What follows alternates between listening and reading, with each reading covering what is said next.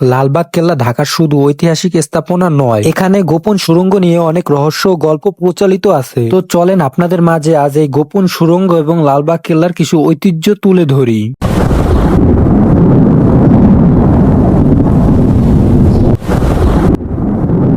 Hello everyone, আসসালামু আলাইকুম। কি অবস্থা সবার? আশা করি সবাই ভালো আছেন এবং আপনাদের দয়ায় আমি অনেক ভালো আছি। আজকে আমি আর শাইন চলে আসলাম পুরান ঢাকা সেই ঐতিহ্যবাহী লালবাগ কেল্লায়। লালবাগ কেল্লা 1668 খ্রিস্টাব্দে নির্মাণ করা হয়। এখন এই কেল্লাটি বাংলাদেশ সরকারের আন্ডারে আছে, তাই এটার ভিতরে ঢুকতে টিকিট লাগে। তো চলেন এখন টিকিটটি কেটে ভিতরে ঢোকা যায়। আর এখানকার টিকিটের মূল্য মাত্র 20 টাকা করে। আর সকাল 5টা থেকে সকাল 8টা পর্যন্ত এই 3 ঘন্টার ভিতরে টিকিটের মূল্য থাকে মাত্র 5 টাকা করে। এখন আমি আছি 400 বছর পুরনো সেই লালবাগ কেল্লায়। তো চলেন আপনাদের আজ লালবাগ কেল্লা পুরো ঘুরিয়ে দেখাই। কেল্লার ভিতরে ঢুকলেই প্রথমে দেখতে পারবেন এমন একটি স্তম্ভ, যেই স্তম্ভের ভিতরে রয়েছে পরী বিবির সমাধি।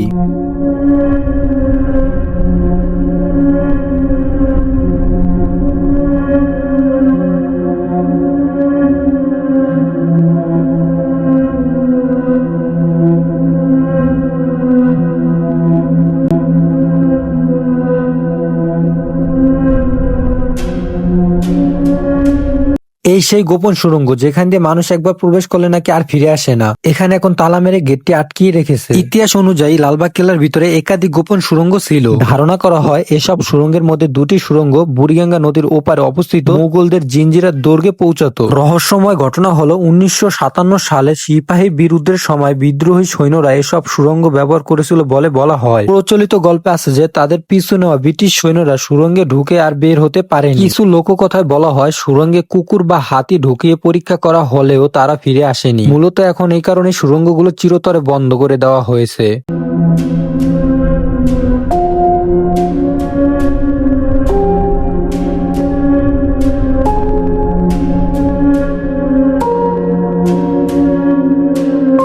লালবাগ কেল্লার পূর্ব পাশে অবস্থিত এই হাম্মামখানা, এটি আগে ছিল শাসকদের জন্য তৈরি গোসলখানা, কিন্তু বর্তমানে এখানে একটি মিউজিয়াম তৈরি করা হয়েছে। মিউজিয়ামে মুঘল আমলের বিভিন্ন ঐতিহাসিক নির্দেশনা রাখা আছে। এই হাম্মামখানার পাশে রয়েছে বড় একটি দিঘি। এত কিছু এই লালবাগ কেল্লা থাকার পরও আজও এই লালবাগ কেল্লাকে একটি অসম্পূর্ণ মুঘল দুর্গ বলা হয়, কারণ তখন বাংলার মুঘল সুবেদার ছিলেন প্রিন্স মোহাম্মদ আজম শাহ। তিনি বাংলার সুবেদার থাকাকালীন ঢাকায় এই কেল্লা নির্মাণের উদ্যোগ নেন। পরে তিনি দিল্লি ফিরে গেলেও কাজটি অসম্পূর্ণই থেকে যায়। তাই লালবাগ কেল্লাকে আজও একটি অসম্পূর্ণ মুঘল দুর্গ বলা হয়।